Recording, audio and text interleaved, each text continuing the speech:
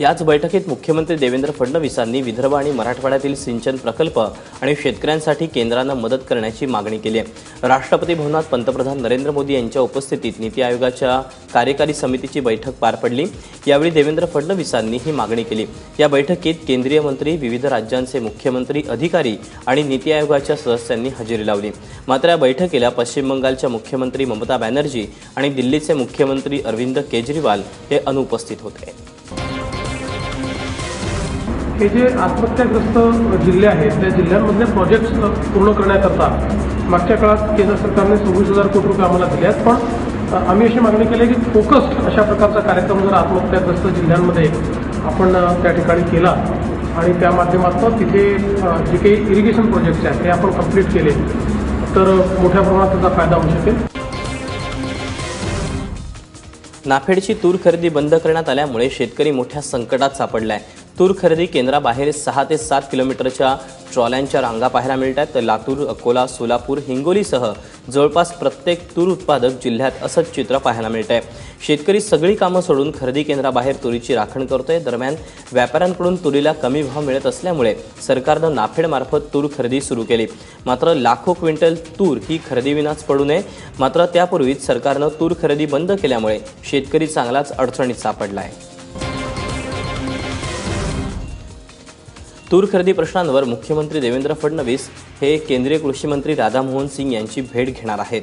तुरीच्या निर्यात बंदी उठवण्याबाबत या भेटीदरम्यान चर्चा होणार असल्याचं सुभाष देशमुख यांनी सांगितलं। जर तुरीवरची निर्यात बंदी उठवली तर शेतकऱ्यांची तूर खरेदी करण्याचा मार्ग सोपा होईल। निर्यातीवरती बंदी उठवता येईल का, साठवण्याची मर्यादा वाढवता येईल का, असे वेगवेगळे विचार करण्याचा राज्याचे मुख्यमंत्री विचार करतायत। उद्यासुद्धा केंद्रीय कृषी मंत्री यांच्याकडे बैठक आहे आणि नक्कीच वाटतं आशा मी करतोय की याला तोडगा काहीतरी निघाल। महामार्गांवरील दारूबंदीच्या निर्णयाला सरकारनं एक प्रकारे हरताळच फासल्याची भूमिका घेतल्याचं दिसतंय। कारण महापालिकेला एखादा राज्य महामार्गाचा रस्ता हस्तांतरित करायचा असेल तर आता महापालिकेच्या ठरावाऐवजी फक्त महापालिका आयुक्तांचं एक पत्रही पुरेसे ठरणार आहे। चंद्रकांत पाटील यांनी कोल्हापुरात या संदर्भात माहिती दिली। महापालिका आयुक्तांचं पत्र मिळाल्यास राज्य सरकार संबंधित रस्ता महापालिकेकडे वर्ग करेल असं चंद्रकांत पाटील म्हणाले। आम्ही एवढंच म्हणतो की आम्हाला फ्रेश लेटर लागेल की ज्या लेटरमध्ये तुम्हाला कमिटमेंट द्यावं लागेल की या रोडचं मेंटेनन्स आम्ही करणार आहोत। त्याला महानगरपालिकेच्या जीबीचा ठराव लागत नाही, त्याला महानगरपालिकेच्या महापौराचं पत्र लागत नाही, एक साधा प्रशासकीय प्रस्ताव जो म्हणतो तो लागतो। शेतकऱ्यांच्या संपूर्ण कर्जमाफीसाठी काढण्यात आलेली विरोधकांची संघर्ष यात्रा येत्या मंगळवारी कोल्हापुरात दाखल होतीये। यानिमित्त 25 एप्रिलला कोल्हापुरात 3 ठिकाणी सभेचं आयोजन करण्यात आलं। यावेळी भुदरगड तालुक्यातील मुदाळतिट्टा, दसरी चौक आणि जयसिंगपूरमध्ये सभा घेण्यात येणार आहे। विधान परिषदेच्या विरोधी पक्ष नेत्यांसह 100 आमदार संघर्ष यात्रेमध्ये सामील होणार आहेत। दरम्यान मोठ्या संख्येनं शेतकऱ्यांनी संघर्ष यात्रेत सामील होण्याचं आवाहन करण्यात येत आहे। कर्जमाफीचं श्रेय लाटण्यासाठी विरोधक संघर्ष यात्रेच्या माध्यमातून प्रयत्न करत असल्याची टीका अर्थराज्यमंत्री दीपक केसरकर यांनी केली। ते पंढरपूरमध्ये बोलत होते। यापूर्वीची कर्जमाफी केंद्र सरकारनं केली होती, मात्र महाराष्ट्र सरकार पहिल्यांदाच कर्जमाफी देत असल्याचा उल्लेखही दीपक केसरकर यांनी केला। त्यामुळे या ऐतिहासिक कर्जमाफीचं श्रेय मिळावं यासाठी सर्व पक्ष प्रयत्नशील असल्याचं म्हणत दीपक केसरकर यांनी विरोधकांवर निशाणा साधला। आता जर कर्जमाफी करायची असेल तर पूर्वीची कर्जमाफी केंद्र शासनाने केली, महाराष्ट्र शासनाने कधीच केलेली नाही। महाराष्ट्र शासन फर्स्ट टाईम करते, मग त्याचं क्रेडिट मिळावं असं सगळ्यांना वाटणारच ना। त्यांनी तसं वाटलं तर काही त्याच्यात चुकीचं काही नाही, कारण त्यांचं विरोधी पक्ष म्हणून काम आहे। आम्ही काय त्यांच्यावर टीका नाही करणार, पण शेवटी कर्जमाफी आम्हीच करणार। पेट्रोलच्या दराच्या बाबतीत महाराष्ट्राला महाग राष्ट्र अशी उपमा दिली तर वावगे ठरणार नाही।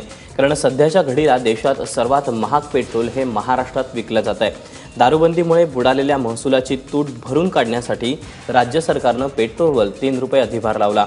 त्यामुळे राज्यातले पेट्रोलचे दर हे 74 ते 76 रुपयाच्या घरात जाऊन पोहोचलेत. मुंबईत सर्वाधिक म्हणजे 74 रुपये 42 पैसे प्रति लिटर दरानं पेट्रोलची विक्री सुरू आहे. देशातल्या इतर प्रमुख शहरांच्या तुलनेत हा दर जास्तच आहे.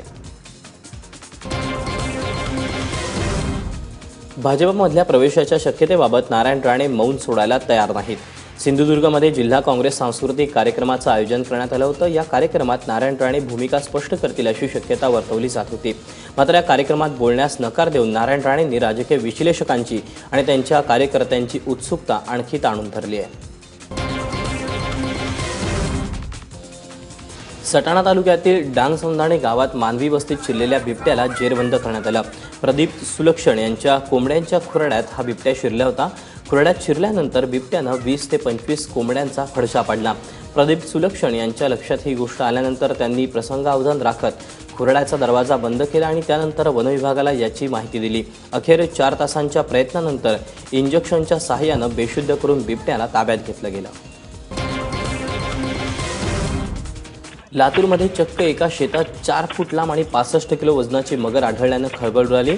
गेल्या शुक्रवारी लातूरच्या देवणी गावात ही घटना घडली. सावजाच्या शोधात ही मगर शेतात घुसली असावी असा अंदाज आहे. मगर शेतात शिरताच कुत्र्यांनी भुंकणं सुरू केलं.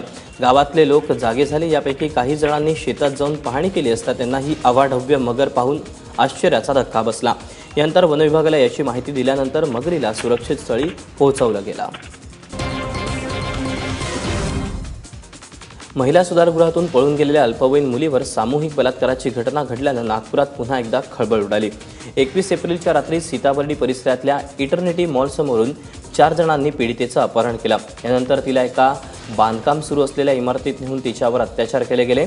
यानंतर पुन्हा जिथून अपहरण केलं त्याच ठिकाणी आरोपींनी तिला सोडून दिलं. या प्रकरणी फिरोज अहमद, मयूर बारसागडे, अतुल जनबंधू आणि स्वप्नील जवादे यांना अटक केली गेली आहे. भारतातील सुप्रसिद्ध शेफ विष्णू मनोहर यांनी सलग 53 तास स्वयंपाक करून जागतिक विक्रम रचला. नागपुरात सुरू असलेल्या मॅरेथॉन स्वयंपाक उपक्रमात विष्णू मनोहर यांनी सलग 52 तास म्हणजे 2 दिवसांहून अधिक वेळ स्वयंपाक करत या 53 तासात त्यांनी 1000हून अधिक शाकाहारी पदार्थ तयार केलेत. नागपुरात मैत्री परिवारातर्फे या उपक्रमाचं आयोजन करण्यात आलं. विष्णू मनोहर यांच्या या विक्रमामुळे अमेरिकेतील शेफ बेंजामिन पेरी यांचा विक्रम मोडीत निघाला आहे. लग्नानिमित्त वरातीत प्रत्येकजण एकदा तरी घोड्यावर स्वार होतो. मात्र एखाद्या घोड्यानं नवरदेवालाच घेऊन वरातीतून धूम ठोकली हे कदाचित तुम्ही ऐकलं नसेल. मात्र अहमदनगर जिल्ह्यात घडलेला असाच एक घटना आहे आणि त्याचा व्हिडिओसुद्धा व्हॉट्सॲपवर व्हायरल झाला आहे. आणि नेमकं काय घडलं आहे हे तुम्ही बघत असाल.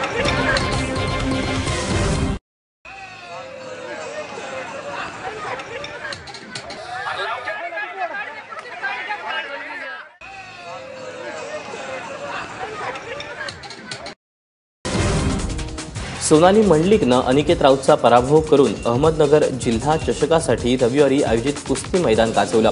या मैदानात सोनाली माती विभागात 53 किलो वजनी गटात सहभागी झाली होती. तिनं या मैदानात आपल्या वजनी गटातल्या मुलांना कुस्ती खेळण्याचं आव्हान दिलं होतं.